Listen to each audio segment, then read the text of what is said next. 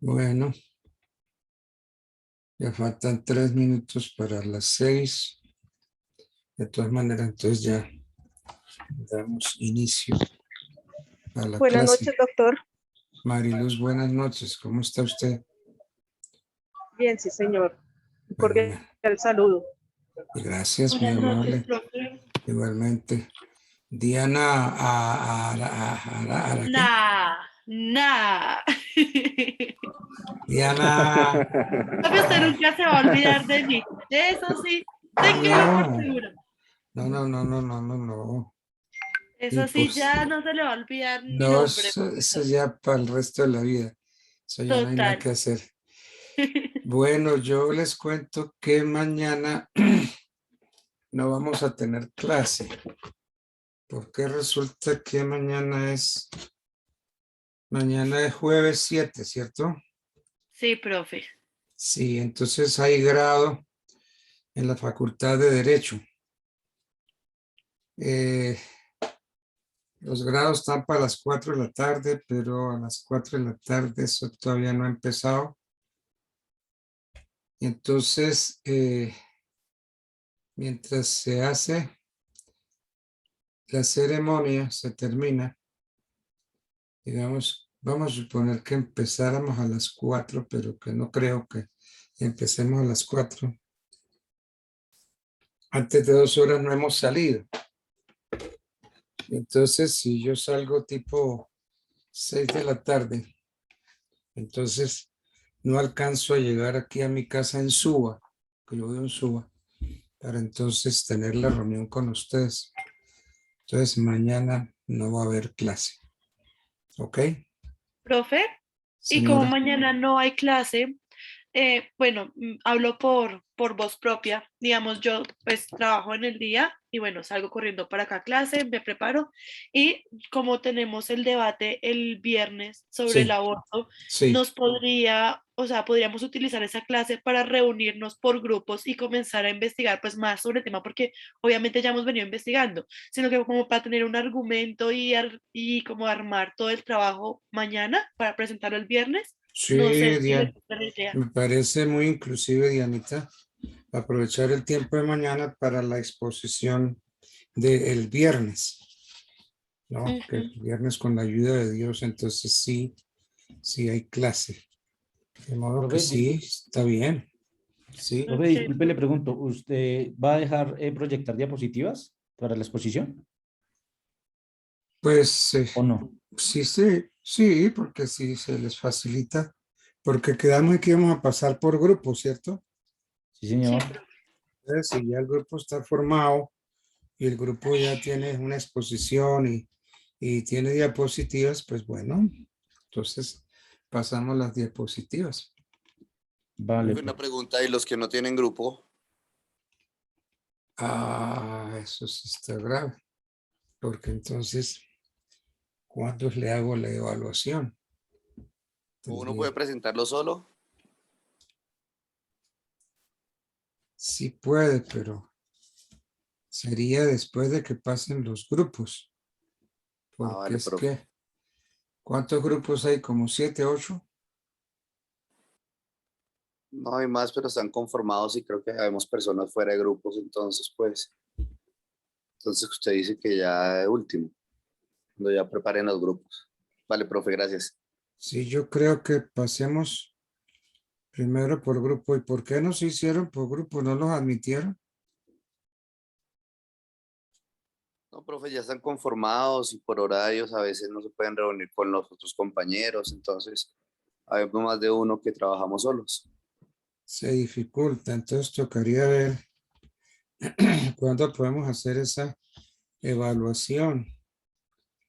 De pronto entonces el sábado para hacer Perfecto, doctor. evaluación a los que no tienen grupo. Perfecto. Se me ocurre a mí. ¿Ok? Bueno, bien. Entonces, tomemos el tema de hoy. Eh,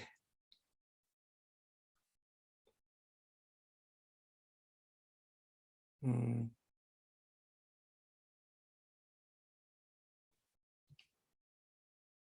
De pronto en el curso de la clase aparece en el chat el link donde ustedes pueden ver la grabación de las clases que se han hecho del consultorio jurídico. Bueno, miremos el tema, la protección de la vivienda familiar. Perdón un momentico. Sí. ¿Aló? Hola, Pa, qué pena. ¿Ya No, empezaste clase? sí, yo estoy ya en clase, pero ya vi ya vi clarito que mañana los grados para derecho son a las 3:45, ¿no? Sí, señor. Entonces, Entonces, pues, no, tengo que estar acá en la universidad como temprano. Bueno, entrado, pues, digamos, a las 3, podría ser una media hora. Y entonces, para poder estar, porque el señor Isaac, el señor Carlos, los papeles, y los modelos chiquitos, como era, entonces tenías que estar, que porque los estudiantes quieren uso y que porque tú los ves con su grado. Entonces, para hacer la vez, yo te estoy oyendo como muy mal, te oigo como metida en una caja. entonces, no, mañana, más o menos a las 3, la cosa debe estar. Cuando termines la clase, me llama. Bueno, ok, entonces hacemos eso. Yo termino y te llamo y cuadramos por mañana. Ok, bueno, el plazo y después bendiciones. Ok, chao, hasta luego.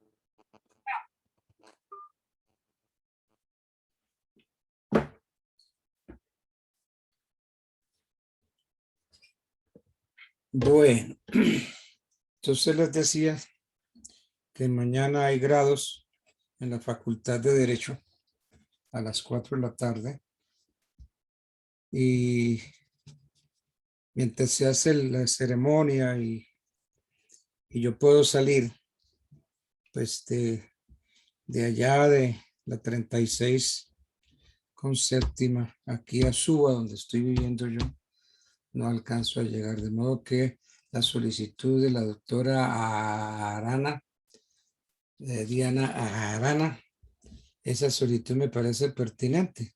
Aprovechar el tiempo para la exposición que van a hacer el viernes, ¿ok? Entonces, ¿estamos todos? Sí, doctor, perfecto, muchas gracias. Bueno, Sí, bien, profe, de acuerdo. Gracias. muy bien. Acogida tu solicitud, Dianita. Gracias, profe. Bueno, bien. Protección a la vivienda familiar.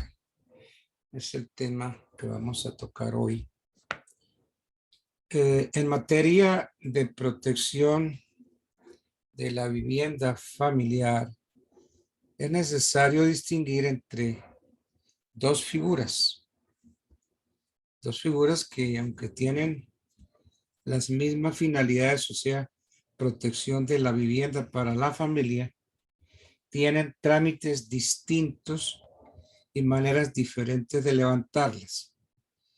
Son, por un lado, el patrimonio de familia inembargable y por otro lado, la afectación a la vivienda familiar. La ley 70 del año 31 autoriza la constitución de patrimonios de familia no embargables. Esta ley 70 fue modificada por la ley 45 del 99 y por el decreto 2817 del 2006. Regula la constitución voluntaria del patrimonio de familia no embargable de que trata la ley 91 del 36. Entonces, esta ley 91 del 36 autoriza la constitución de patrimonios de familia no embargables con criterios y fines de acción social. Entonces, la ley 91 del 36 autoriza la constitución de patrimonios de familia no embargables con criterios y fines de acción social. Y la ley 861 del 2003 autoriza la afectación a vivienda familiar. Iremos a ver la afectación a la vivienda familiar, o sea, ley 861 del 2003. Mediante la ley 258 del año 96, se consagró la afectación a vivienda familiar que dispuso en su artículo primero, esta ley 258. El artículo primero de esa ley fue modificado por el artículo primero de la ley 854 del 2003, que se entiende afectado a vivienda familiar el inmueble adquirido en su totalidad por uno o ambos cónyuges, antes o después de la celebración del matrimonio destinado a la habitación de la familia. Entonces, de aquí, ¿qué desprendemos? De aquí se desprende que todo bien que adquiera un miembro de la pareja y que se destine a la habitación de la familia queda afectado a vivienda familiar. Preguntémonos a quiénes beneficia la afectación a la vivienda familiar. La protección que brinda la ley 854 del 2006 a los cónyuges se extiende por mandato del artículo 12 de la misma ley, se extiende a los compañeros permanentes cuya unión haya perdurado por lo menos 2 años. Y se extiende también a las parejas del mismo sexo que se hayan acogido al régimen de la ley 54 de 1990.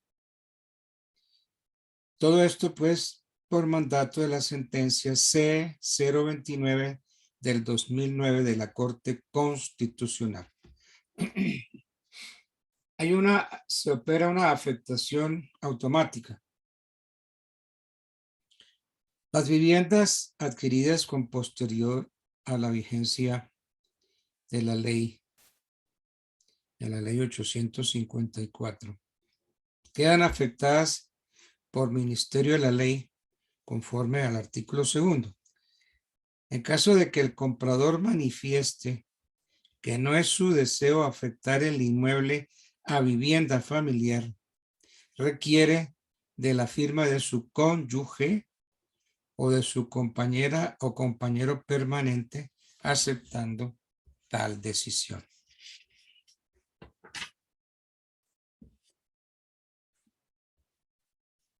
Entonces, los inmuebles adquiridos antes de la vigencia de la ley 258 del 2006 podrán afectarse a vivienda familiar de la siguiente manera: mediante escritura pública otorgada por ambos cónyuges. Segundo, conforme al procedimiento notarial. Y tercero, conforme al procedimiento judicial establecido en la ley. Con todo, los cónyuges de común acuerdo pueden declarar que no someten el inmueble a la afectación de vivienda familiar. Bien. Obligación de los notarios. Dispone el artículo 6 de la ley 58. Yo les dije, le había dicho ley 258 del 2006. No, es que tengo un error. No es la ley 258 del 2006. Es la ley 258 de 1996, ley de enero 17. Entonces, dispone el artículo de esa ley 258 de 1996. En su artículo 6, dispone que para el otorgamiento de toda escritura pública de enajenación o constitución de gravamen o derechos reales sobre un bien inmueble destinado a vivienda, el notario indagará al propietario del inmueble acerca de si tiene vigente sociedad conyugal, si tiene matrimonio o unión marital de hecho, y éste debe declarar bajo la gravedad del juramento si dicho inmueble está afectado a vivienda familiar, salvo cuando ambos cónyuges acudan a firmar la escritura. El notario también debe indagar al comprador del inmueble destinado a vivienda si tiene sociedad conyugal vigente, si tiene matrimonio o si tiene unión marital de hecho, o si posee otro bien inmueble afectado a vivienda familiar. En caso de que no tenga, en caso de no existir ningún bien inmueble ya afectado a vivienda familiar, el notario deja esa constancia expresa de la constitución de la afectación y deja esa por ministerio de la ley. Con todos los cónyuges de común acuerdo pueden declarar que no someten el inmueble a la afectación de vivienda familiar. ¿Qué consecuencias trae la afectación a vivienda familiar? La afectación de un inmueble a vivienda familiar tiene como consecuencia, primero, protección del derecho a propiedad de ambos miembros de la pareja. Dispone el artículo 3 de la ley que los inmuebles afectados a vivienda familiar solo podrán enajenarse o constituirse gravamen u otro derecho real sobre ellos con el consentimiento libre de ambos cónyuges, el cual se entiende expresado u otorgado con su firma. Protección al derecho a la vivienda de familia. Dispone el artículo 7 de la ley 258 del 96 que los inmuebles bajo afectación a vivienda familiar son inembargables. Entonces, dispone la ley 258 del año 96 en su artículo 7 que los inmuebles bajo afectación a vivienda familiar son inembargables. No obstante, consagra esta norma dos excepciones a la inembargabilidad. ¿Cuáles son? Cuando sobre el bien inmueble se hubiere constituido hipoteca con anterioridad al registro de la afectación a vivienda familiar. Si antes de la afectación se constituyó y con hipoteca un bien, en caso de que no se pague, pues me pueden perseguir con la hipoteca. Pueden iniciar un proceso hipotecario, un proceso ejecutivo con título hipotecario. Entonces, esa excepción, entonces ahí sí es embargable, porque antes de constituirlo, yo había grabado el bien con hipoteca. Y si no pagué, entonces me sigue el proceso ejecutivo con título hipotecario. La otra excepción, cuando la hipoteca se hubiere constituido para garantizar préstamos para la adquisición, construcción o mejora de la vivienda. En esos casos es embargable el bien. Bueno. ¿Hay esa medida es oponible? ¿Oponibilidad de la afectación? Sí. Miremos. La afectación a vivienda familiar a que se refiere la presente ley solo será oponible a terceros a partir de la anotación que se hace ante la Oficina de Registros de Instrumentos Públicos. ¿La afectación se puede levantar? Miremos, sí. La afectación a vivienda familiar puede ser levantada por voluntad de los cónyuges ante el notario o en virtud de una decisión judicial, como lo dispone el artículo 4 de la ley 258 del año 96. ¿Cómo se debe hacer el levantamiento de la afectación? ¿Se deberá hacer por escritura pública? Miremos, ambos cónyuges pueden levantar en cualquier momento de común acuerdo y mediante escritura pública sometida a registro la afectación a vivienda familiar.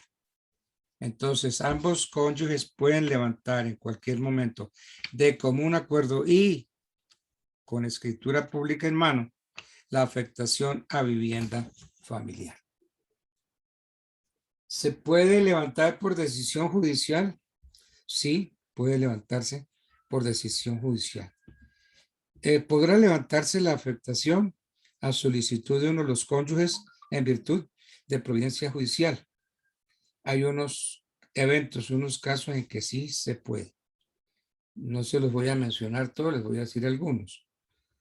Por ejemplo, cuando exista otra vivienda efectivamente habitada por la familia o se pruebe siquiera sumariamente que la habrá. Estas circunstancias pues las califica el juez. Segundo, cuando la autoridad competente decrete la expropiación del inmueble o el juez de decisiones fiscales declare la existencia de una obligación tributaria o contribución de carácter público. Entonces, la entidad pública expropiante o acreedora del impuesto o contribución podrá solicitar el levantamiento de la afectación. Otro caso, cuando judicialmente se suspenda o se prive de la patria potestad a uno de los cónyuges. Cuando judicialmente se declare la ausencia de cualquiera de los cónyuges. Cuando judicialmente se declare la incapacidad civil de uno de los cónyuges. Y pues por cualquier justo motivo apreciado por el juez puede levantar la afectación a solicitud que le haga un cónyuge. Bueno. Hay extinción de la afectación de pleno derecho. Miremos a ver. Dispone el parágrafo segundo del artículo 4, modificado por el artículo segundo de la ley 854 de noviembre 25 del 2003. Ley 854 de 2003, que la afectación a vivienda familiar se extinguirá de pleno derecho, sin necesidad de pronunciamiento judicial, por muerte real o presunta de uno o de ambos cónyuges. Sin embargo, cuando por una justa causa los herederos menores que estén habitando el inmueble soliciten al juez que la afectación judicial se mantenga por más tiempo, entonces no se extingue la afectación.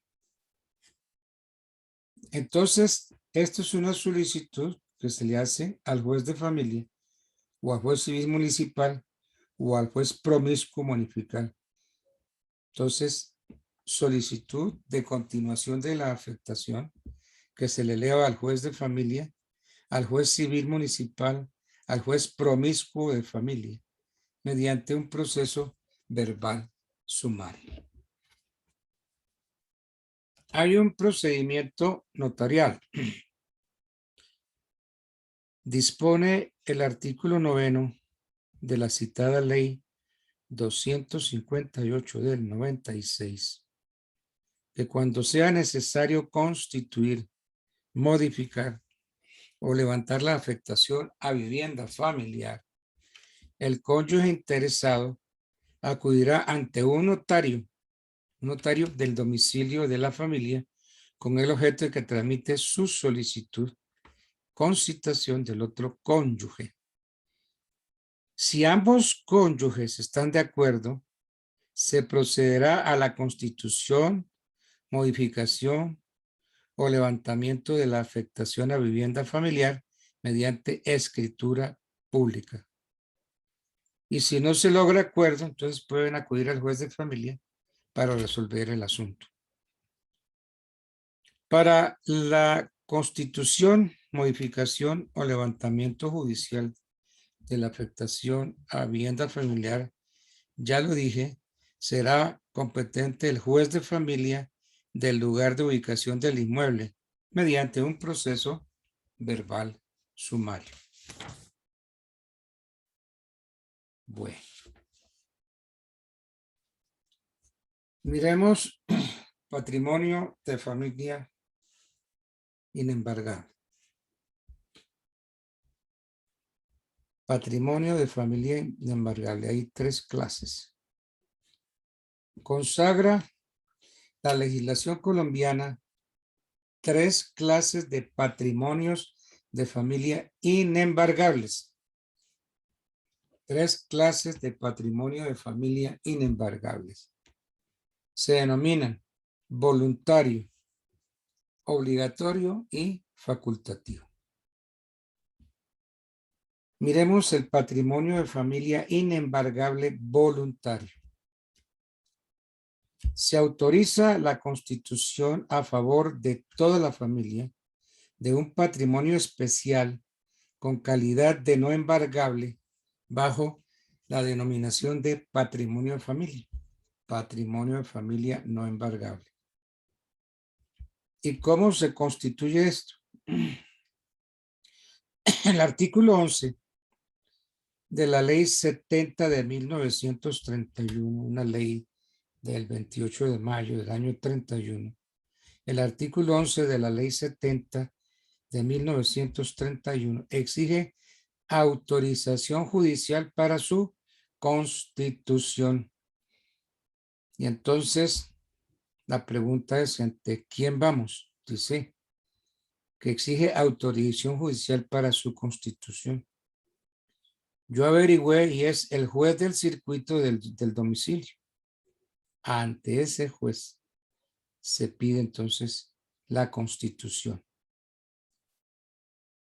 Entonces, el decreto 2817 del año 2006 y el decreto 1069 del año 2015 autorizan la constitución voluntaria ante notario y mediante escritura pública. Constitución de patrimonio en familia inembargable no voluntario. Entonces su constitución ante notario y con escritura pública. Entonces se aclara este decreto 1069 del año 2015, aclara que el patrimonio de familia que se constituye ante notario es voluntario. Es el voluntario de que trata la ley 70 del 31, modificada por la ley 495 del 99. Entonces, ¿quién tiene la competencia? Es competente para constituir el patrimonio de familia inembargable de carácter voluntario el notario del círculo donde se encuentra ubicado el predio objeto de limitación, conforme lo dispone el decreto 2817 del año 2006 y el decreto 1069 del año 2015. Entonces, repitamos, ¿quién es el competente para constituir patrimonio de familia inembargable? Entonces, es competente para constituir el patrimonio de familia inembargable de carácter voluntario el notario del círculo donde se encuentre ubicado el predio. Entonces, si está en Bogotá, entonces es el notario del círculo de Bogotá. Según disposiciones del decreto 2817 del año 2006 y decreto 1069 del año 2015. Hay unos requisitos. Los requisitos para la constitución de patrimonio de familia voluntario son consagrados o están consagrados por los artículos 3 de la ley 70 del 31. Artículo 1 de la ley 495 del 99 y 1 del decreto 2817 del año 2006. También hay que mirar el decreto 1069 del año 2015. ¿Qué requisitos son esos para la constitución del patrimonio de familia voluntario? Primero, que el inmueble que se afecta sea al momento de la solicitud de propiedad del constituyente y que no lo posea con otra persona pro indiviso.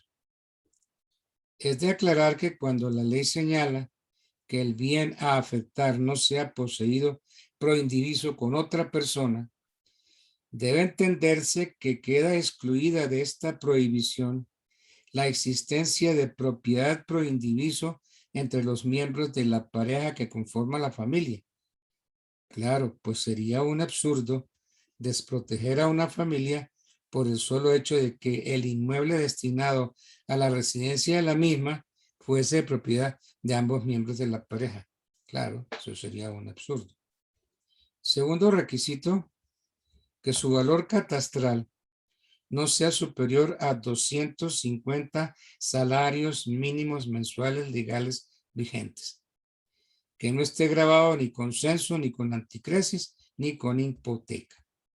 Entonces, que el valor catastral no sea superior a 250 salarios mínimos. Que no esté grabado con censa, anticresis, ni que tenga hipoteca. Tercero,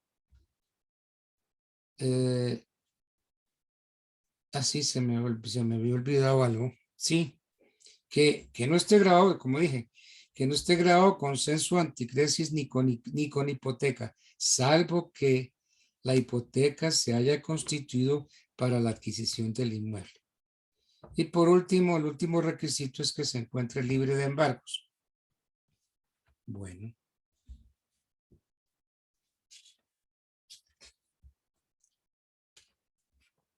¿Cómo se puede constituir o quiénes pueden constituir el patrimonio familia? El patrimonio familia puede constituirse conforme lo ordena el artículo 1 de la ley 70 del 31 y el inciso 1 del artículo 1 del decreto 2817 del 2006 por el padre, la madre, por los dos o por un tercero. Lo puede constituir el marido sobre sus propios bienes o sobre la sociedad conyugal.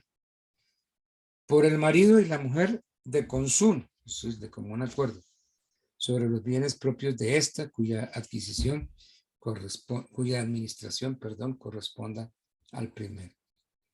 Por la mujer casada, sin necesidad de autorización marital, sobre los bienes cuyo dominio y cuya administración se hubiera reservado en las capitulaciones matrimoniales o se le hubieran donado o dejado en testamento en tales condiciones.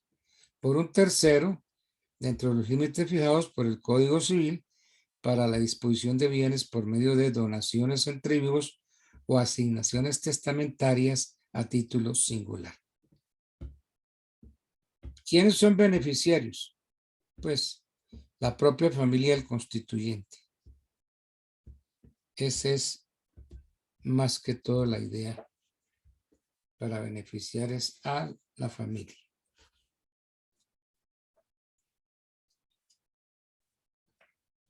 La Corte Constitucional en sentencia C-107 del año 2007, Corte Constitucional sentencia 107 de 2007, magistrado ponente Luis Ernesto Vargas Silva, determinó que el patrimonio familiar debe poder constituirse, se puede constituir a favor de familias unipersonales y de crianza, como también de los integrantes de la familia extensa, acorde con el tratamiento que el legislador está obligado a brindar a todas las modalidades de familia protegidas por el artículo 42 de la Constitución.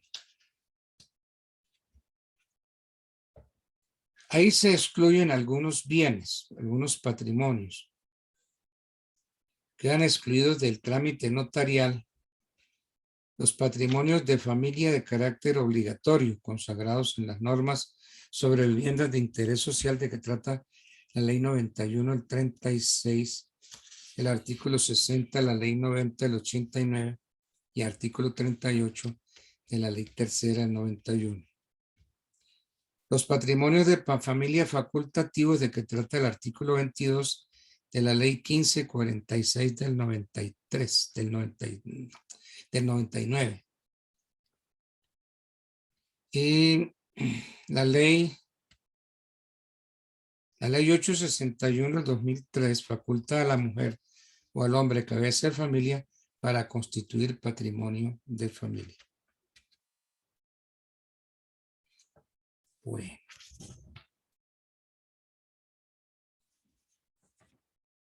Trámite de la solicitud de constitución de patrimonio de familia inembargable voluntario. ¿Cómo es ese trámite?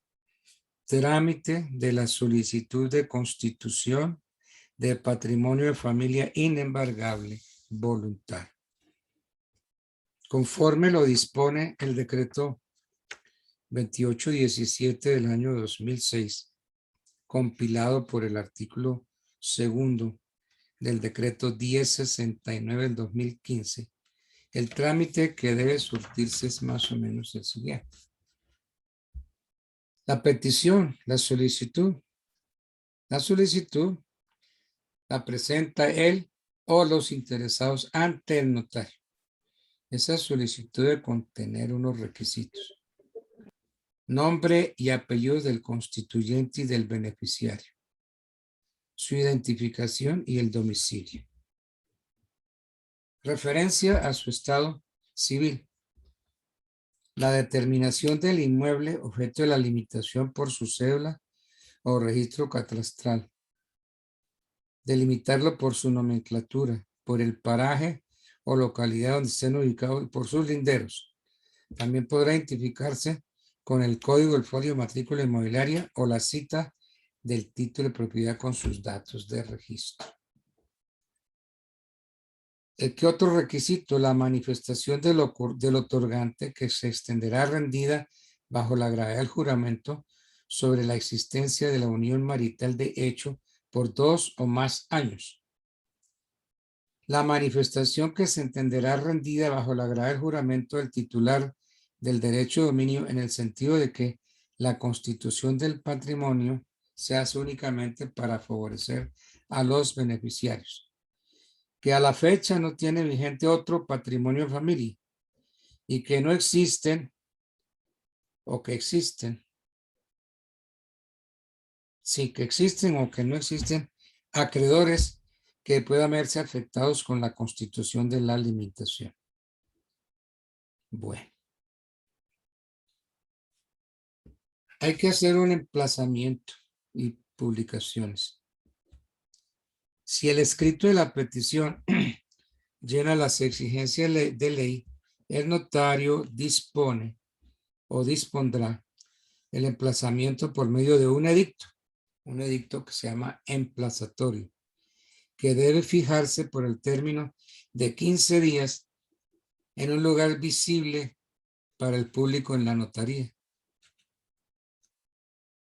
Y también ordena la ley la publicación por una sola vez durante 15 días en un periódico de amplia circulación del lugar. Ese periódico es El Tiempo. ¿Qué pasa si hay oposición? Pues si hay oposición de uno o de más acreedores y no se obtiene consentimiento de parte de ellos para la constitución del patrimonio de familia, el notario deja constancia de ello en un acta y da por terminada la actuación. Bueno, muy bien. Tenemos el edicto emplazatorio. ¿Qué pasa con ese edicto emplazatorio? Hay que desfijarlo. Entonces, si se desfija el edicto emplazatorio y se efectúa la publicación en el periódico, y si no hay oposición, se procederá a la extensión y otorgamiento de la escritura pública. La escritura pública que debe tener pues las formalidades de ley y otros daticos más. La sentencia que profiera el juez se registra o no se registra. La sentencia proferida por el juez y que autoriza la constitución del patrimonio de familia o la escritura pública mediante la cual se efectuó la constitución debe ser registrada en la Oficina de Registro de Instrumentos Públicos y correspondiente de la ubicación del inmueble dentro de los 90 siguientes a la ejecutoria de la sentencia. Entonces, la sentencia proferida por el juez que autoriza la constitución del patrimonio de familia o la escritura pública se debe registrar en la Oficina de Registro de Instrumentos Públicos dentro de los 90 días siguientes a la ejecutoria de la sentencia. ¿Qué pasa si el registro no se hace? En caso de que el registro no se haga en el término de los 90 días, será nula la constitución del patrimonio de familia, conforme lo dispone el artículo 18 de la ley 70 del 31. Entonces, esta es una nulidad de pleno derecho. Se produce ipso facto. Si el registro no se efectúa en el término de los 90 días, será nula la constitución del patrimonio de familia. Y de eso trata el artículo 18 de la ley 70 del 31. Bueno. Toquemos este punto, patrimonio de familia inembargable obligatorio. Patrimonio de familia inembargable obligatorio. Son los regulados por las leyes novena del año 89 y tercera de 1991. Novena de 1989 y tercera de 1991 que ordenan constituir patrimonio de familia inembargable en las ventas de viviendas de interés social que hagan entidades públicas de cualquier nivel administrativo y entidades de carácter privado. El artículo 60 de la ley novena del año 89 señala que en las ventas de viviendas de interés social que hagan entidades públicas de cualquier nivel administrativo y entidades de carácter privado, los compradores deben constituir sin sujeción a las formalidades de procedimiento y cuantías que se prescriben en la ley 70 del 31 sobre los que compran patrimonio de familia no embargables en el acto de compra por medio de la escritura que la perfecciona. Entonces, la misma norma señala que el patrimonio de familia así constituido lo será en la forma y condiciones que establece la ley 91 del año 36.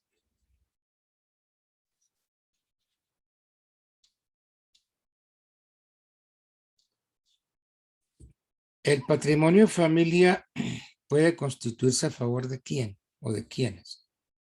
Puede constituirse a favor de una familia compuesta por un hombre y una mujer mediante matrimonio o por compañero o compañera permanente.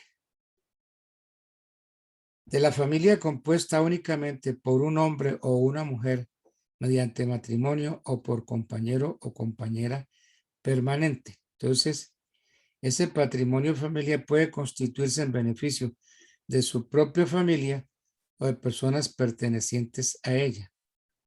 El marido sobre sus propios bienes o sobre los de la sociedad conyugal, el marido y la mujer de consumo y la mujer casada sobre sus bienes propios.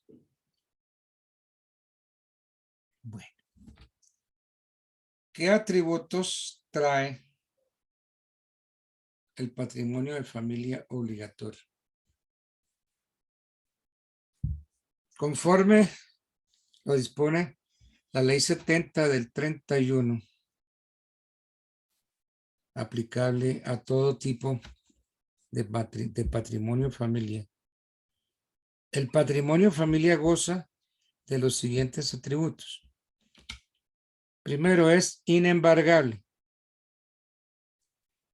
Y el consentimiento que el beneficiario diere para el embargo no tiene efecto alguno. Esto de conformidad con el artículo 21 de la ley 70 del 31. Es decir, el patrimonio de familia es inembargable. El patrimonio de familia no puede ser hipotecado, ni grabado con censo, ni dado en anticresis, ni vendido con pacto de retroventa. El propietario puede enajenar el patrimonio de familia o sustituirlo por otro que haga entrar el bien a su patrimonio particular sometido al derecho común.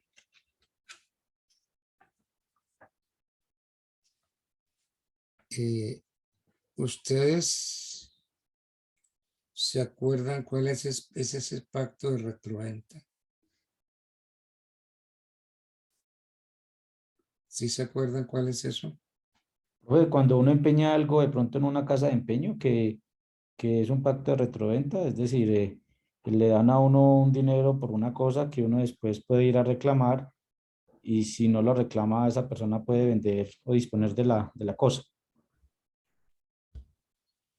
Más o menos.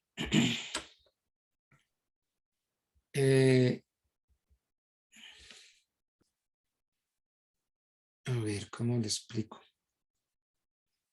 La retroventa es un pacto mediante el cual el vendedor se reserva la facultad de recobrar la cosa vendida, reembolsando al comprador la cantidad determinada que se haya estipulado o, en defecto de esta estipulación, lo que le haya costado la compra. A ver, yo le pido a usted prestado un dinero. Y entonces, para garantía del pago de la obligación, yo no le voy a constituir ni hipoteca ni ninguna clase de prenda de esas. Yo vengo y le corro escritura pública de venta, le vendo a usted el inmueble por el valor de lo que usted me prestó. Usted me prestó 200 millones y yo le hago escritura pública de venta por 200 millones. Pero en alguna parte le pongo una cláusula que diga que esta venta está afecta a un pacto de retroventa. ¿Qué quiere decir eso? Yo le pedí prestado 200 millones y le corrí escritura pública de mi inmueble por 200 millones de pesos. Usted, dueño de ese inmueble, no lo puede vender porque cuando yo le pague, entonces usted está obligado a hacerme la escritura por medio de la cual me devuelve la casa que yo le di en garantía. Entonces eso es venta con pacto de retroventa. Si le vendo el inmueble por 200 millones, usted no puede hacer nada con eso, lo tiene de garantía. Pero si yo le pago los 200 millones, entonces usted está en la obligación de devolverme el inmueble. ¿Y cómo me lo devuelve? Con otra venta, con una retroventa. ¿Sí se acuerdan de eso que vieron ustedes en contratos? Profe, pero para eso se debe dejar estipuladas unas fechas exactas porque eso tampoco debe ser indefinidamente. Es decir, yo le vendo el inmueble, pero si a tal fecha usted no me paga, no me devuelve el dinero, pues ya yo tomo absoluto dominio y control sobre el inmueble. Claro, claro, claro, se perfeccionaría el derecho de propiedad. Sí, señor. Yo le presto a usted 200 millones y usted se compromete a pagármelos tal día. Entonces, si yo le presto los 200 millones y usted me da en garantía de pago una venta de su casa, una escritura, llegado ese el día, si ese día no se paga la obligación, entonces se consolida el derecho de dominio. ¿Sí? En cambio, si usted me presta, si yo le presto, perdón, 200 millones y se llega el día del pago y usted me paga, yo estoy en la obligación de devolverle a usted el inmueble. Entonces se hizo una venta con pacto de retroventa. Es más o menos lo que se ve en las llamadas prenderías. Yo llego allá y le digo, mire, ¿cuánto me da por este relojito? Yo le doy 10 millones de pesos y le doy 3 meses o 4 meses o 6 meses para pagar. Entonces yo dejo mi relojito allá empeñado por 10 millones, pero sé que tengo 3, 4 o 6 meses para pagar. Entonces, durante ese tiempo, el dueño de la prendería no puede hacer nada con mi reloj, no lo puede vender.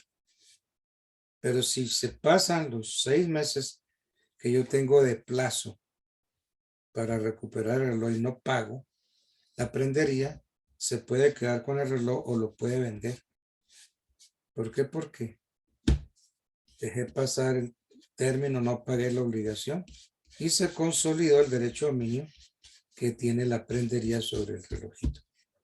Eso es lo que opera en las prenderías, es compra-venta con pacto de retroventa.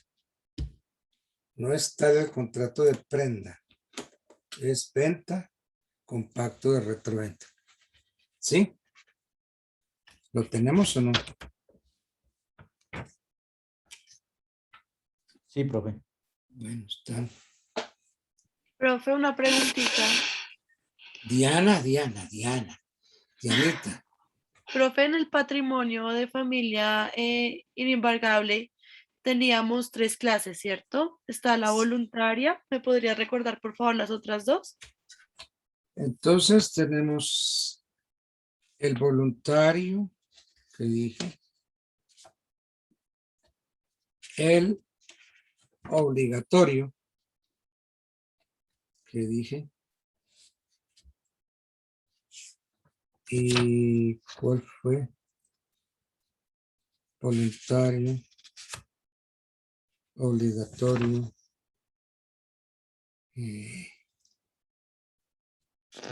Facultativo, profe. Fue ¿El qué? facultativo. Ah, sí, Sí. el facultativo. ¿Ok?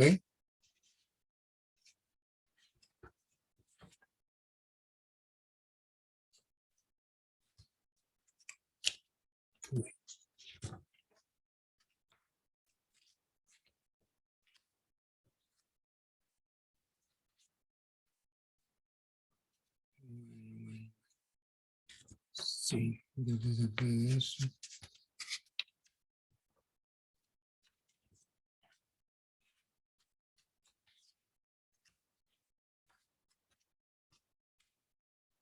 Voluntario, sin embargable.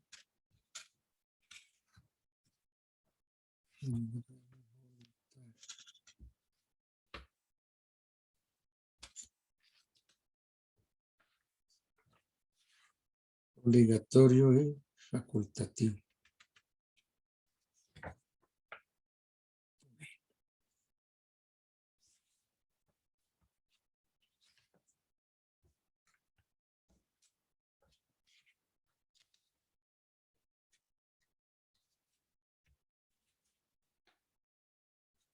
Bueno, yo estoy que en el levantamiento del patrimonio de familia es el tema que estábamos viendo, que me disparó la Sí, pregunta. profe, estábamos en patrimonio de familia y pues hasta donde yo tiene gana que quedamos ya, o sea, en obligatorio, estamos terminándolo y vamos a ver facultativo, si no estoy mal, no sé si.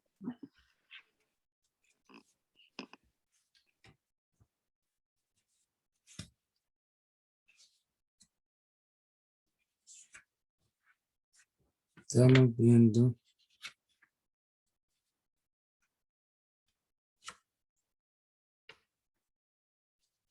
A ver, loco. Es que esa pregunta me disparó. Se me fue la paloma. A ver, ayúdenme a recordar. Profe, si quiere podemos retomar el facultativo, si le parece, para que pues no. Voluntario, obligatorio y facultativo. Bueno, entonces está bien. Ajá. Tomemos el facultativo. Patrimonio de familia inembargable facultativo, ese es el tema, ¿cierto? Bueno. Ubiquémonos. Porque es que de verdad yo vengo, estoy llevando un hilo y ¡pum! Una pregunta me dispara y se me va el hilo. La pregunta la hizo Diana, ¿cierto? Diana, Sí, ¿qué es? doctor. Pero no para hacerlo perder, profe, sino que aprovechando que se estaba preguntando. Las arañas cuando se Colaboren, hagamos descuelgan, se descuelgan de sus propios hilos, ¿cierto?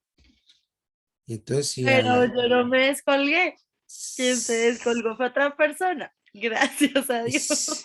y si se le cortan esos hilos, la pobre araña se va para el suelo.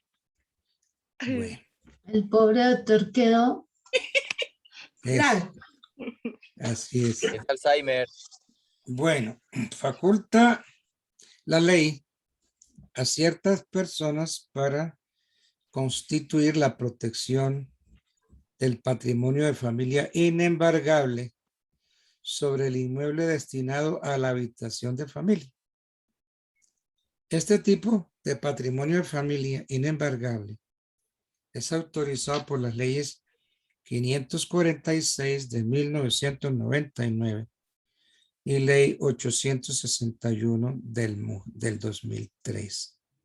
Esta última ley, la 861 del 2003, faculta a la mujer o al hombre cabeza de familia para constituir patrimonio de familia.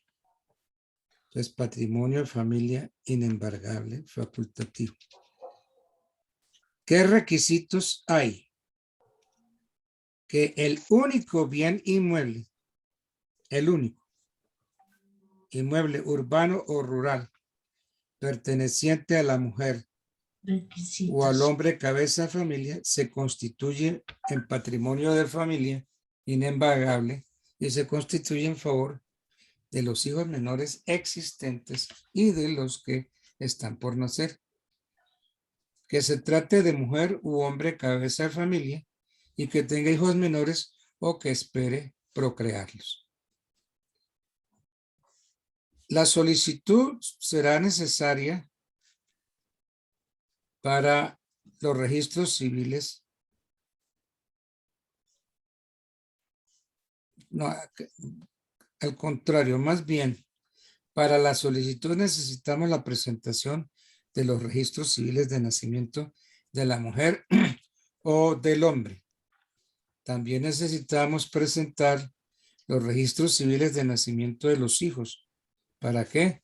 Para demostrar el parentesco. Declaración notarial de su condición de mujer cabeza de familia. Tienen que ir unas personas a declarar y que digan que sí, que Diana es cabeza de familia. Entonces ellos van y declaran. Declaración de dos personas honorables de la localidad donde se encuentre ubicado el inmueble.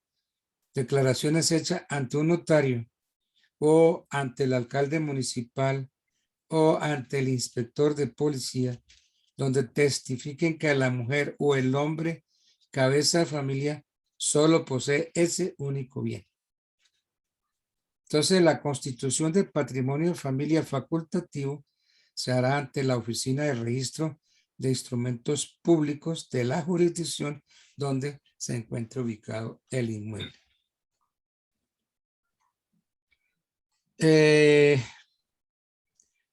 El registro, sí.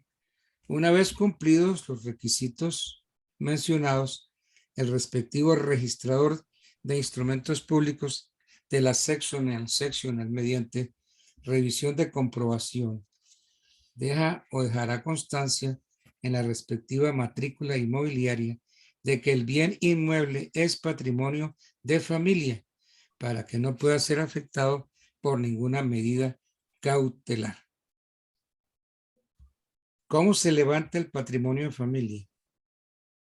Entonces, el juez de familia, a través de providencia, podrá ordenar el levantamiento del patrimonio de familia constituido en favor de hijos menores de la mujer o del hombre, en los siguientes casos. Cuando exista otra vivienda efectivamente habilitada por la familia o se pruebe que la habrá. Estas circunstancias, pues, las califica el juez. Por cualquier justo motivo apreciado por el juez para levantar la constitución y a solicitud del Ministerio Público o de un tercero que resulte perjudicado por la constitución del patrimonio de familia. Puede haber un patrimonio de familia inembargable constituido por deudores de vivienda. Miremos a ver, yo creo que sí, esa pregunta la tengo yo aquí hecha. Conforme al artículo 22 de la ley 546 del 99, los deudores de créditos de vivienda individual que cumplan con lo previsto en esa ley podrán constituir sobre los inmuebles adquiridos patrimonio de familia inembargable por el valor total del respectivo inmueble. Entonces, puede haber patrimonio de familia constituido por deudores.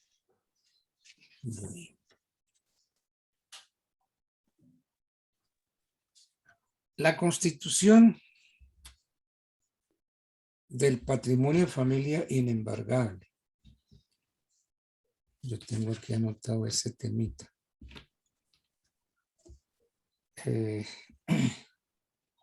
A veces los anoto. La dificultad mía es empezar el tema. La constitución del patrimonio de familia inembargable. Sí, como lo dispone el artículo 60 de la ley 9 del 89, los compradores podrán constituir sobre la vivienda que adquieren patrimonio de familia inembargable en el acto de compra, o sea, en la escritura, por medio de la escritura que la perfección. Entonces, en ese momento, los compradores pueden constituir sobre esa vivienda que adquieren, pueden constituir patrimonio de familia en el momento de firmar la escritura pública.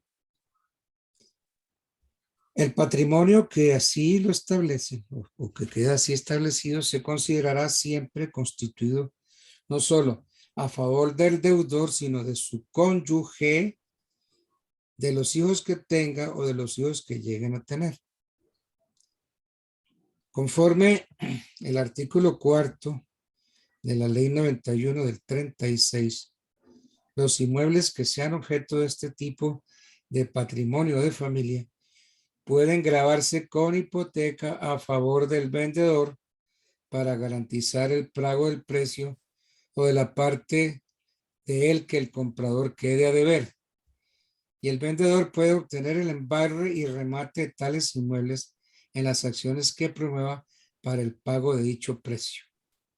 Y puede ejercitar todas las acciones que le competan como acreedor. Estos patrimonios quedan constituidos por el registro de la escritura de compraventa del inmueble. Si se hace dentro de los 90 días siguientes a la fecha de la legalización de la escritura, so pena de nulidad, conforme lo establece el artículo 18 de la ley 70 del 31. Y como lo dispone el artículo 3 de la ley 3 del 91, el inmueble afectado con este patrimonio de familia solo es embargable por la entidad que financie la construcción o de pronto la mejora.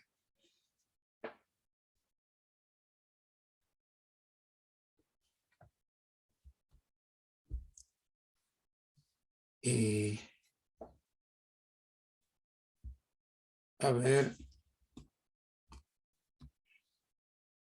estoy pensando en algo, a ver ustedes qué opinan.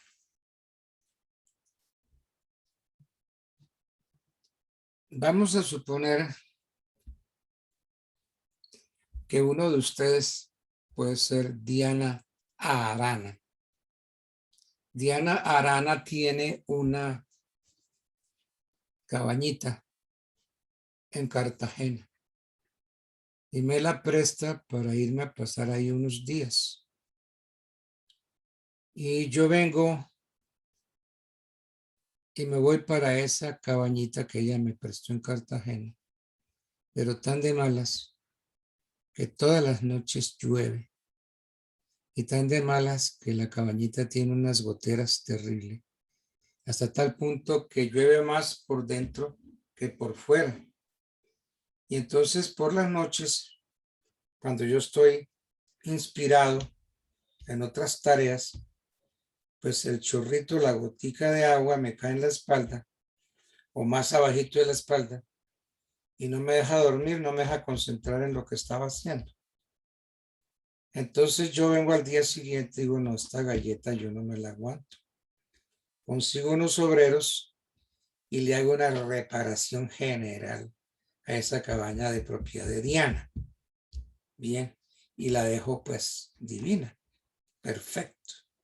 Esa impermeabilización, esos mantos nuevos que se pusieron, el cambio de canales y desagües y todo. Al final de las vacaciones, yo vengo y le digo, Diana, muchas gracias, aquí están las llaves de su cabañita. ¿Consideran ustedes que Diana me tiene que pagar algo por las mejoras que yo le hice en su cabañita? ¿Ustedes qué dicen? Profe, yo diría que no, porque ella en ningún momento autorizó esas reparaciones. Además, usted tampoco le consultó a ella acerca de la situación que se estaba presentando.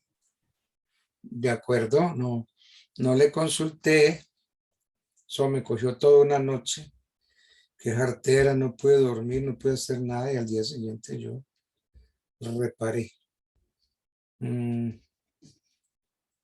A ver, quiero ver qué otros piensen y otros interesen. Profesor. Muy buenas noches, profesor. En ese caso, sí se tiene que hacer como un pago, pero porque digamos que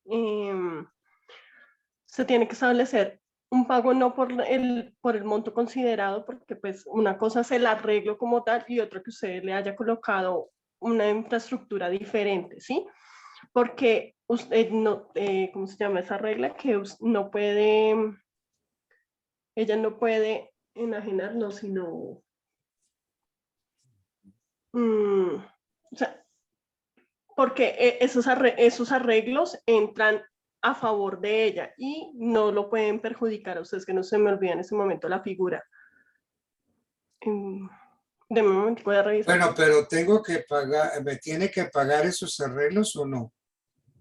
Sí, debe pagar el arreglo, pero eso se hace como una tasación porque independientemente de que sí se tenía que establecer el arreglo, si usted realizó unas mejoras mayores, enriquecimiento, ¿cómo es que? Dame un momento, porque sí debe cancelarle una parte de las mejoras. Mejoras mayores. ¿Cuáles son esas mejoras mayores? Y que me debe cancelar una parte de las mejoras. ¿Qué parte sería? Bueno, pero sigo preguntando. Pregunto a otras personas que están, pues veo sus nombres. Diana Paola Rojas, ¿tú qué opinas de eso? Que Diana. en dado caso que no se pague, sería un enriquecimiento sin causa hacia Diana, que sería... Exactamente. Entonces, a mí me tiene que pagar Diana, que es la dueña de la cabaña. Me tiene que pagar las mejoras, porque si no, incurriría Diana en un enriquecimiento sin causa. Correcto. La fuente de la obligación es el enriquecimiento sin causa. Bueno, sigamos pensando. A ver, y entonces ese pago, ese reconocimiento de las mejoras que yo hice, debe hacerse por escritura pública. ¿Ustedes qué opinan?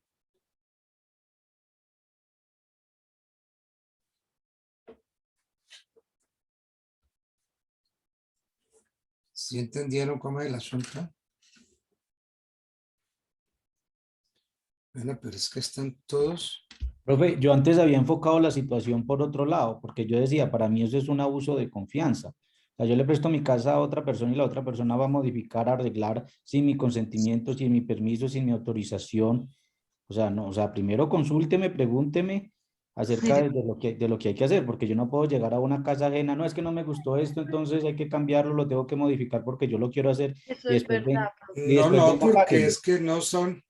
Yo no voy a hacer Entonces, unas mejoras porque sí. por eso, profe, pero es que igual sean las mejoras que sea, la propiedad es mía y deben contar con la autorización para hacer las respectivas mejoras. O sea, no es, no, yo quise arreglarle su casa y entonces venga, págueme porque es que yo quise arreglarle su casa. O sea, para mí, yo la estaba enfocando era por ese lado, como un abuso de confianza antes, porque pues cualquier modificación que se le vaya a hacer a mi predio, a mi bien inmueble debe ser consultada primeramente por mí. Pero pues ya usted dice lo Entonces, contrario. ¿qué? ¿Me tengo que aguantar la lluvia? Profe, pues ahí sí como dice, si no le sirve lo que yo le presté, pues consígase otro sitio, porque eso es lo que tengo para prestarle, pero si no le sirve, entonces usted no va a venir a modificar mi casa y arreglar mi casa como usted quiera, como usted le parezca. No estoy hablando de usted como profesor, no, sino pues ha dado un No, no, no, ejemplo. no, no, no, yo lo O sea, entiendo, yo lo entiendo. la persona no va a venir a modificar mi propiedad como bien le parezca, mijita, vea, eso es lo que yo tengo para prestarle. Hay un par de goteras, si le sirve bien y si no, pues búsquese otro sitio, porque No, ¿qué no, más no, hacer? es que eso no quedó anticipado. Profe, A mí me yo prestaron la me cabaña. paro, profe, en que debería contar con la autorización del dueño del predio para efectuar las mejoras. Porque yo me voy, por ejemplo, al ejemplo de cuando uno alquila un bien inmueble. Por ejemplo, yo tengo alquilado un bien inmueble y si yo hago, si yo hago algún arreglo sin autorización de la inmobiliaria o sin autorización del dueño, al contrario, eso es un problema para mí. Primero no me reconocen eso y me pueden cobrar una multa porque yo no tengo por qué hacer arreglos en propiedades que no son mías sin antes solicitar las debidas autorizaciones y permisos. Pero es que esto fue un caso fortuito, oiga. Si es que de pronto se soltó el aguacero, nadie tenía conocimiento de esas goteras y se presentó más que gotera una inundación. Se inundó esa cabaña. Pero yo creería que si son Y yo voy en ese arreglos con una momento, gotera, yo voy a llamar a Diana, mire Araña, a Diana, vea, aquí estamos inundados, estamos con el agua al cuello. ¿Usted me autoriza? No, no, yo vengo y procedo y empiezo a sacar el agua y empiezo a traer gente y que me ayuden y a corregir todo lo que hay. Entonces se hace todo eso, yo me gasto una plata, entonces ¿qué? Dianita queda orondita, calladita.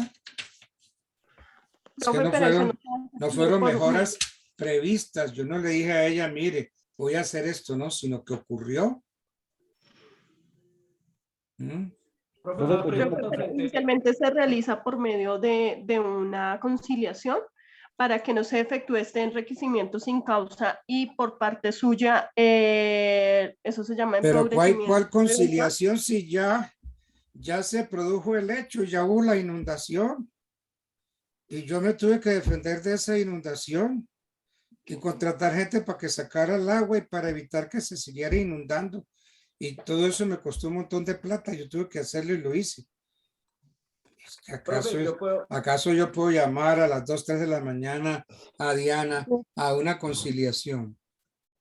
No. Pues es que Ubiquémonos eso ya sería un en caso de los fuerza, hechos. ¿no? Dígame. Pues doctor, eso ya sería un caso de fuerza y pues yo me imagino que sí tendría, o me imagino no, sino pienso que sí se tendría que pagar porque si digamos, yo arriendo Ok, lo que usted dice, perfecto. si fue Entonces algo Diana me tiene que pagar todo lo que yo invertí en la cabaña. Porque no, profe, pues, pero si antes no se de, paga, profe, ¿qué se presenta? ¿Cuál es el problema que se presenta? Profesor, yo estoy mirando acá el artículo 1993 del Código Civil.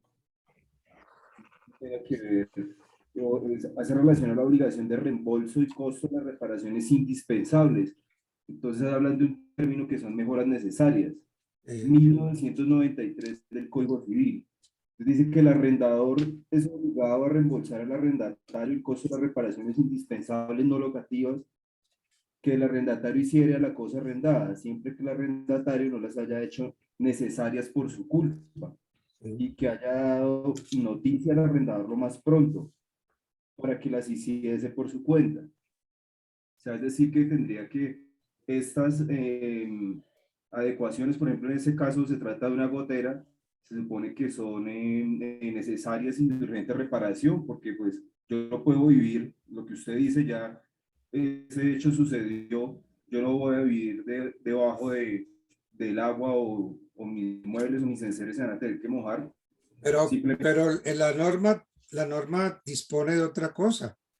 Entonces, ¿qué pasa si, bueno, todo eso se presentó no por culpa mía, a mí me prestó la cabaña, no por culpa mía, ¿no? Y si esa noticia de que se estaba inundando, yo no la pude dar a tiempo, entonces, ¿me tiene que abonar o no? Sí, señor, porque yo traté de hacer pero oportunamente solo lo las necesario. reparaciones. sí, señor, tiene que pagarla porque la misma ley, la que acaba de nombrar el compañero, lo manifiesta ahí. Exactamente. Que así no haya tenido tiempo el arrendatario Sí. de ser notificado, pues el solo hecho de probar de que hubo una necesidad, Sí, ya con porque es eso que tiene que no, ser reembolsada esas esa goteras plata. no se presentaron por culpa del arrendatario. Bueno, Yo no profe, tuve culpa en eso. ahora miremos otro escenario, profe, listo. Resulta y sucede que usted arregló las goteras de la casa de Diana. Sí. Usted listo, usted va a reclamar su dinero porque lo arregló. Pero entonces yo diría, obviamente, pues, un planteamiento que pues, está sujeto a debate porque no sé si se puede hacer cierto. Pero entonces yo diciendo a Adriana, yo le diría, listo, doctor, yo le presté la cabaña o mi casa, usted la arregló, lo que pasa es que yo ahorita no tengo plata para pagarle, pues yo le voy a pagar en las medidas de mis posibilidades, pues si usted lo arregló en 1.000.000, yo le voy a dar 50.000 pesos mensuales porque yo no tengo más, precisamente no lo había arreglado por eso. Precisamente, listo, está bien, yo le reconozco la deuda, usted la arregló, usted hizo lo que tenía que hacer, no me preguntó, no tuvo mi autorización, pero entonces listo, entonces usted la yo y yo consideraría que eso sería como una justificación viable ante cualquier autoridad, decirles que yo en el momento no tengo plata para reembolsarle al señor el dinero, porque es que precisamente por eso no había hecho el arreglo, por eso la casa estaba desocupada, porque yo no tenía cómo arreglarla. Ahorita yo no puedo sacar 1 o 2 millones de pesos que me está cobrando el señor por el arreglo que hizo, pues, obviamente sin mi autorización, pues yo le voy a pagar, pero pues que me espere hasta que yo tenga el dinero suficiente para pagarle. ¿Se podría hacer así también? Pero esa es una salida que acude la inmensa mayoría de las personas. El punto es que sí se debe. ¿Y por qué se debe? Porque si no se paga, hay un enriquecimiento sin causa. ¿Estamos? Profe. No, perdone, no nos salgamos de este temita. Entonces, debe pagar porque si no, está en curso la dueña Diana en un enriquecimiento sin causa. Ella se enriqueció con toda la plata que yo le metí y yo me empobrecí. Entonces ella está obligada a pagarme porque si no me paga hay un enriquecimiento sin causa. La Y otra estaríamos pregunta, actuando de mala fe. dígame. También. Y estaríamos actuando de mala fe. Diana Pues, estaría actuando de mala fe en el caso porque pues uno es consciente, valga la salvedad de que pues se inundó la casa, se le hicieron los arreglos locativos en su momento, y pues yo como dueña de la cabaña, pues yo obraría de mala fe en decirle, negarle claro, el dinero. claro. Oye, pero es que en ese mismo artículo 19... Profe, sí se pagaría las mejoras debido a que pues, el dueño debe entender que pues, es una situación que se presentó a través, digamos, del espacio, digamos, de lo natural, que se le cayeron las goteras y el arrendatario lo que hizo fue cuidarle, ayudarle, decirle, mire, antes no se le dañaron los muebles, no le dañaron las puertas, lo que hice fue un favor. Es muy diferente que una persona llegue en otro escenario a una casa, tomen arriendo y empiece a cambiar cosas cuando no, sí, no claro. están autorizadas por medio de un contrato. No, claro. Yo pienso que si el contrato lo dice y lo autoriza es muy diferente, pero esta es una situación que se presentó de momento y pues de una otra manera el propietario debe reconocérselas porque lo hizo como un favor antes a la casa y pues está demostrando que la está cuidando y pienso que hay que pagar. Doctor, Debe pagar porque si no lo hace, hay un enriquecimiento sin causa, que es fuente de obligaciones. pero existe la posibilidad de que la persona que, o sea, estamos hablando de un préstamo, o sea, usted me prestó la cabaña, pero no hablamos de un contrato, no hablamos de un dinero, no hablamos de un precio. No. Entonces ese sería otro, porque es un costo-beneficio, ¿no? Si yo le presté la cabaña a usted y usted, pues, usted no me estaba pagando nada a mí, ¿me hago entender? Sí. Entonces, ¿cómo me va a cobrar usted ahora a mí si yo lo que le hice fue un favor? Y bueno, sí, yo le agradezco a usted que hubiera arreglado la casa, pero fue un costo-beneficio también. Entonces, existe también esa posibilidad, no sé. De acuerdo. Bueno, entonces, ¿se enriquece la dueña Diana o no se enriquece?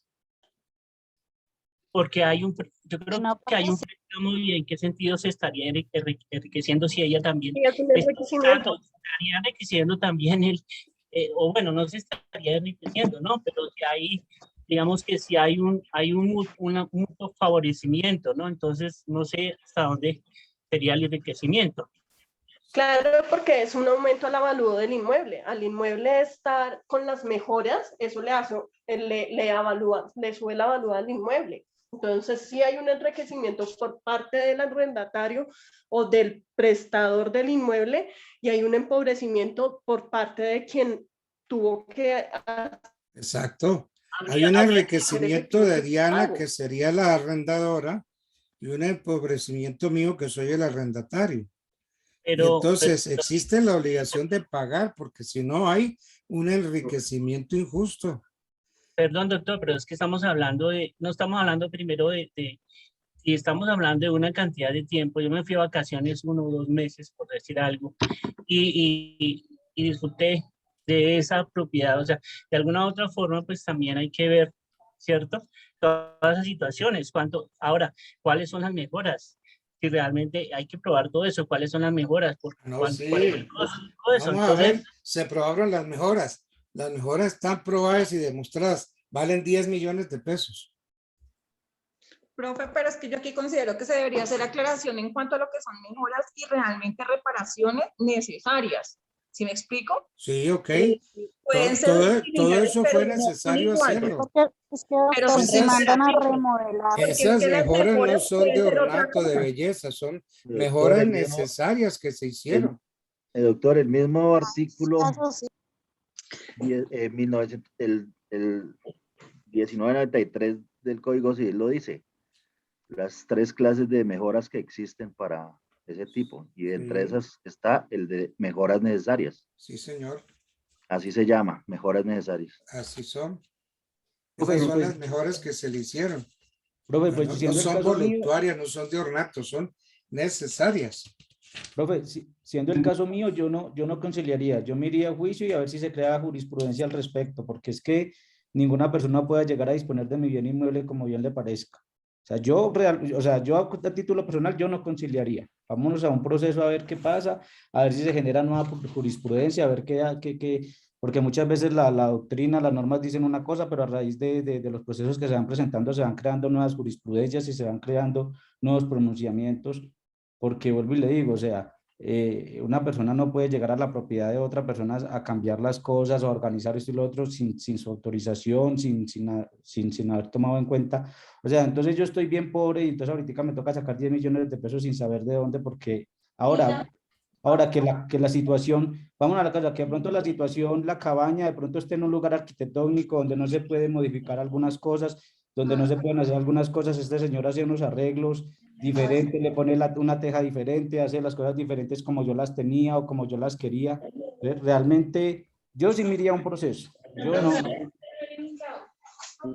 Pero a ver, el arrendatario entonces en el caso mío, que yo la tomé, que me la dieron, ¿estoy obligado a pagar esas reparaciones? En el caso de la No son reparaciones locativas, son reparaciones necesarias. A mí me prestaron la cabaña y yo hice esas reparaciones necesarias. ¿Yo estoy obligado a pagar esas reparaciones necesarias? No, no, en ese caso no, porque digamos que usted está pagando, ¿sí? Y hay un contrato, ¿cierto? Pero digamos que en el caso del préstamo habría que mirar la situación. Bueno. Pregunta. La otra, y la otra pregunta pero si es son esto. necesarias, Entonces tiene que vamos a pagar, suponer porque que son reparaciones entonces necesarias. Diana me dice, sí, doctor, qué pena con usted, oiga, muchas gracias. Usted le metió a mi cabaña 10 millones de pesos. Sí, se los pago. Entonces, la pregunta es, como se trata de un inmueble y va a haber pago de mejoras, ¿esas mejoras me las debe hacer por escritura pública, ese pago? Profesor, esa era mi pregunta. De pronto, ¿de qué forma? Bueno, yo estaba consultando acá el código y, por ejemplo, a la persona que aduzca estas mejoras, por ser, bueno, en este caso son 10 millones, es mínima cuantía.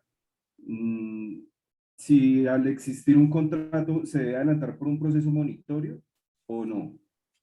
Bueno, eso sería así ya parte para crear el título ejecutivo, tal vez un proceso monitorio.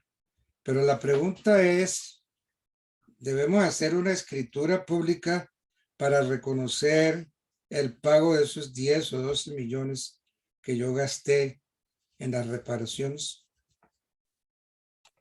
Profe, yo diría que no, porque pues de una u otra manera, dentro de esas mejoras se representan por medio de una factura. Y esa factura es legal, entonces yo pienso que pues por ver el punto de la factura no creería que sea necesario porque está presentando la prueba que lo que invirtió y la factura tiene un IVA. Entonces eso es lo que debe pagar, debe devolverle. Lo que diga la factura. Tiene que pagarme eso. Pero Diana se hace dueña de todo eso que yo le metí. Ella se hace dueño de todos los materiales que yo le metí. Y entonces viene la pregunta, muy bien, doctor, le voy a pagar esos 10, 12 millones que usted le metió a la cabaña. Pero entonces, ¿qué? Tenemos que hacer escritura pública donde conste el pago de esos gastos, de esos bienes. O Diana, ¿cómo se hace dueña de todo eso que yo le metí a la cabaña? ¿Tendríamos que hacer escritura pública? Profesor, pero es que volvemos al punto. Usted habla de reparaciones y mejoras necesarias, ¿sí?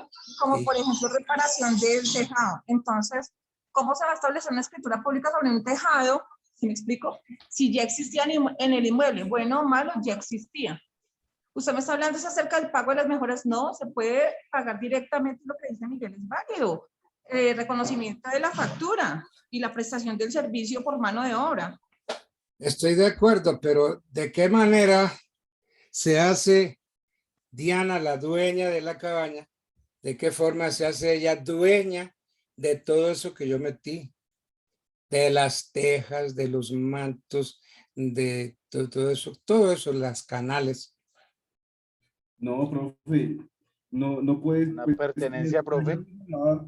Usted ya nos hablaba de los trámites notariales que están en el 617 y de los cuales deberá conocer, y en ellos no está. No sé si hay alguna adición o otra norma en la cual indique que debe ser a través de notaría, pero yo pensaría que no, y por eso le pregunté sobre el proceso, que se reconozca esa obligación a favor del arrendatario a través de un proceso monitorio, el declarativo, porque o sea, él no puede llevarse las tejas y cómo se va a hacer una escritura pública por unas tejas y unas puertas. No sé la verdad y me corrige, gracias. No, está bien, esa pregunta está buena. Ya eso en el caso de que no me pague, entonces, ¿qué debo hacer? Ese es otro cuento. Pero la pregunta es, que Diana acepta pagarme el pago de las mejoras. Entonces ella se va a hacer dueña de esas mejoras. Y en derecho hay que saber todo. ¿Cómo se hace ella dueña de esas mejoras? ¿Ella acaso me está comprando o yo le estoy vendiendo todo eso que se le puso a la cabaña? ¿Estamos haciendo una compraventa? No. No, Se le sí. reconoce el dinero que invirtió, ¿no? De acuerdo. Sí, pero Tiene que no, pero es que no reconocerme es los 12 necesario. millones que yo invertí, porque si no hay enriquecimiento sin causa, eso está claro. Pero entonces la otra forma, muy bien, Diana acepta pagarme. Viene la pregunta. ¿En razón de qué y por qué y cómo, de qué manera Diana se hace dueña de todas esas cosas que yo le puse allá en el techo? ¿Cuál es la figura? Yo, A ver, ¿ustedes qué opinan? un proceso de pertenencia, profe, porque pues si No, hizo no, mantenimiento en el pertenencia techo. no, porque ya tenemos que hablar de posesión Ah, ok, ininterrumpida profe. por un tiempo, etcétera. Pertenencia no. Miren, eso es lo que pasa porque a uno se le olvida lo que ya estudió. ¿Se acuerdan ustedes de los modos de adquirir el dominio?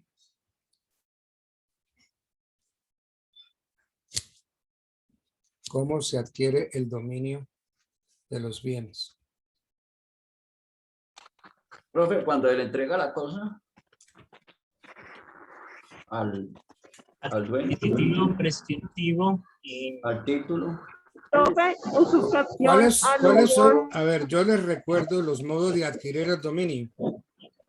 Acuérdense, los modos de adquirir el dominio son la ocupación, la accesión, la tradición, la sucesión por causa de muerte y la prescripción. Entonces,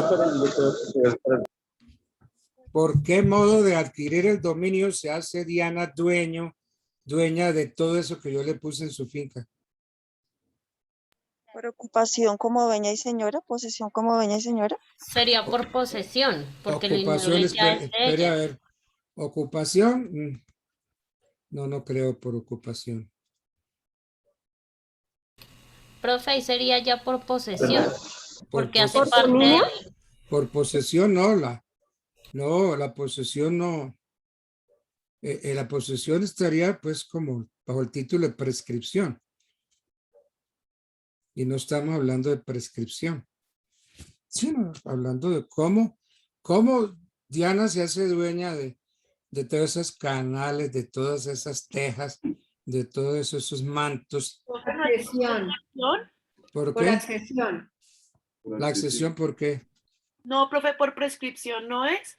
No, no es. La accesión porque cuando, por ejemplo, si, según lo que yo tengo entendido es, si yo soy dueño de una finca y al lado de la finca pasa un río, ¿sí? Si el río cambia, No, digamos, no, miren. Hay un error que uno tiene como estudiante. Le hacen uno la pregunta y entonces uno empieza a buscar un ejemplo y el ejemplo que uno pone es más desacertado que hasta ahí. A mí me están preguntando el profesor se viene. de qué manera ustedes ya vieron bienes. Y ya les recordé cuáles son los modos de adquirir. Y me mencionaron la accesión. Diana se hace dueña por el modo de adquirir llamado accesión. Acuérdense, la accesión es un modo de adquirir por el cual el dueño de la cosa pasa a hacerlo de lo que ella produce o de lo que se le junta a ella. Que se produzca, se adhiera, sí. Entonces no necesitamos hacer nada más. Ya Diana se hizo dueña de todas esas cosas. ¿Por qué? Porque todo lo que se le junta a lo principal, todo lo que se le junta a mi bien es mío por el fenómeno de la accesión. Entonces yo paso a hacerlo no solo de lo que el bien me produce, sino de lo que se le junta a mi bien. Entonces todos esos bienes, todas esas tejas, todos esos canales, yo paso a ser dueño por el fenómeno de la accesión, que es el Profe, modo de qué adquirir. pena interrumpirlo, pero lo que Andrea decía, sí, o sea, sí me acuerdo y sí era verdad. El profesor lo que decía es que, digamos, yo tengo un terreno, ¿sí? Y en ese terreno hay un río, ¿sí? Ese río se desbocó y por casualidad me trajo consigo un terreno, o sea, otra parte de terreno. Como quedó en mi Pedazo de predio, en terreno. mi terreno, ¿Y hay eso, una y eso qué accesión. fenómeno? ¿Cómo se llama ese fenómeno? Abulsión. Aluvión. Ah, abulsión, no, aluvión. Aluvión. Aluvión de Entonces, tierra. Entonces ajá, es el aumento que recibe la ribera de su río por, como decía Antonio Rocha Alvira, por el lento, imperceptible retirar de las aguas. Entonces en ese ejemplo que usted pone habría aluvión. ¿Sí? Pero aquí no hay aluvión. Porque no Ahí hay, sería lo aquí no que hay aumento de ninguna ribera de un río. ¿No ve que el ejemplo no sirve?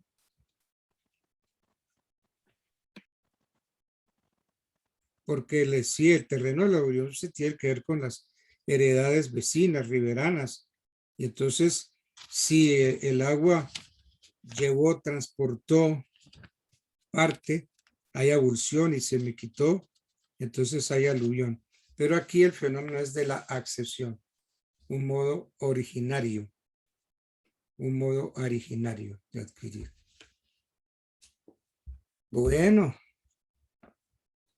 si ven que el derecho hay que entenderlo, porque el derecho de memoria sirve para tres cosas: para nada y para nada.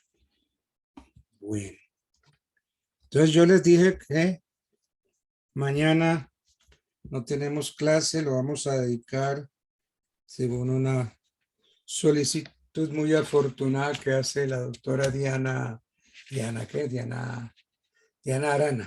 nada, profe, nada. Diana Arana hizo la solicitud para dedicarse ustedes a estudiar la exposición que me tienen que hacer el viernes. ¿Sobre qué es que me tienen que hacer exposición el viernes? El aborto. aborto, profe. Sobre el aborto. Ese es un tema bien espinoso, un tema terrible y es un tema de una actualidad increíble. A cada rato estamos viendo en televisión, en algunos países de Europa, viejas alegando por el derecho de aborto, el aborto y el aborto. Y no sé, allí se habla del derecho a mi cuerpo. La mujer solamente piensa en el derecho que ella tiene, el derecho a su cuerpo. Es que yo no puedo dañarme mi cuerpo, esas estrías y todo aquello. No, yo tengo que abortar. ¿Y dónde queda el derecho más lindo que tiene un niño? El derecho a la vida. Ah, pero es que es niño y ese que está en el vientre materno no es niño. Ah, bueno, no es niño porque no ha nacido todavía, pero hay vida. Y si hay vida, entonces esa persona se llama nasciturus, ¿cierto? Nasciturus. Y la ley protege los derechos del que está por nacer. ¿Por qué? Porque hay que proteger los derechos para heredar, que puede heredar, porque están esperando que ese niño nazca para definir una sucesión. Entonces, el jus pro nasciturus habetur. El aborto es un tema muy fregado, muy delicado, porque es que, yo vi una cosa horrorosa. El aborto por aspiración, por Dios. Eso fue una cosa salvaje, tremenda. Y entonces no se piensa que esa persona que está en el vientre tiene vida.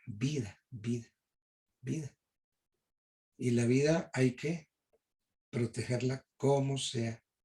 El derecho a la vida.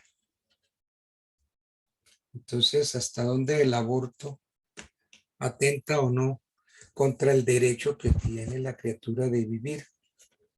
Ah, pero es que todavía no es criatura. Bueno, no es criatura porque no ha nacido, pero tiene vida. Y esa vida hay que protegerla. Entonces, ustedes tienen unos temas ahí muy fregados, muy difíciles para exponer. De modo que ese no es un tema así que a mí me van a despachar así con 3, 4 pases y listo. Y entonces, porque es que el derecho a la vida, pues el derecho a la vida la tenemos todos, pero especialmente los niños. ¿Sí? Derecho a la vida. Y es un derecho, los derechos de los niños son derechos que Fundamental. fundamentales. Fundamentales. Fundamentales. Y, Prevalentes. y exactamente, son derechos prevalentes. Entonces los derechos de los niños son prevalentes. Es decir, prevalecen los derechos de los niños sobre los derechos de los demás. Entonces hay que mirar ese derecho del que está por nacer. ¿Cierto? Es que como no ha nacido, no es niño. Sí, muy bien, sí. El código dice que niño o niña es el que está entre los 0 y los 12 años, ¿no? Y que ya se separó del claustro materno. Entonces ese es un niño. Muy bien. Pero entonces,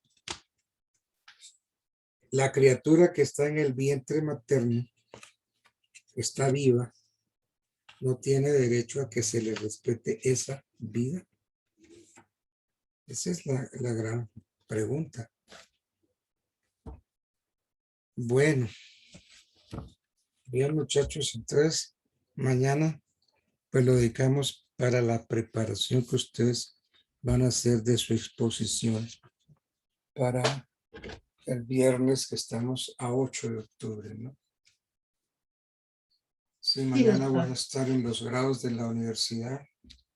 Por esa razón no puedo dictar clases porque se me enredan con los grados. El jueves no hay clases por esa razón. Pero el viernes sí estoy dispuesto a oír los grupos que van a exponer sobre el aborto. ¿Ok? Bueno, muchachos, entonces yo los dejaría por hoy. Gracias, profe. Gracias. Pues pasen una- Gracias, profesor. Buenas noches. buenas Doctor, noches. buenas Oiga, Gracias, profe, buenas Miguel noches. Ángel, si está Miguel Ángel, cierra. Sí, por ahí. señor. Buenas noches, profe. Buenas Gracias. noches, Aquí estoy, Miguel. profe. ¿Usted me quiere dar su celular, por favor? Buenas noches, profesor. ¿Cuál es Sí, su celular? señor. Mi número es 313 313 307 307 99 99 61 61. Le repito. 61. 313 307 9961. ¿Cierto? Perfecto, profe. Ese es Miguel Ángel Sierra. Miguel Ángel Sierra, Sierra con Pérez. mucho gusto. Muchas gracias, Miguel Sierra Ángel. Pérez. Yo sé, A usted, doctor. Muchísimas gracias. Una feliz noche. Nos hablamos gracias, el lo viernes. mismo. Que Dios descansen, lo ¿no? bendiga. Feliz Bueno, noche. ok, gracias, pues, chao.